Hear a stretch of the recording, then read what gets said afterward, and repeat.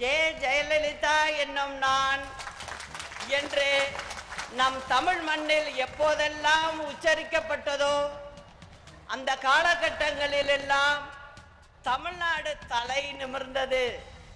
இன்னும் சொல்லப்போனால் தமிழர்கள் தங்களது உரிமைகளை பறிகொடுத்து விடாமல் பாதுகாப்போடும் மகிழ்ச்சியோடும் வாழ முடிந்தது என்பதை இந்த நேரத்தில் தெரிவித்துக் கொள்வதில் நான் பெருமை அடைகிறேன்.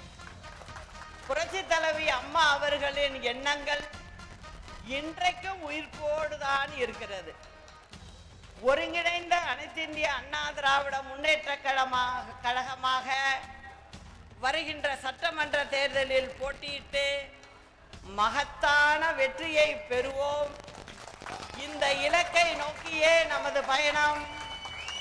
இதைத்தான் நம் கழக தொண்டர்கள் ஒவ்வொருவரும் எதிர்பார்த்து காத்து கொண்டிருக்கிறார்கள்.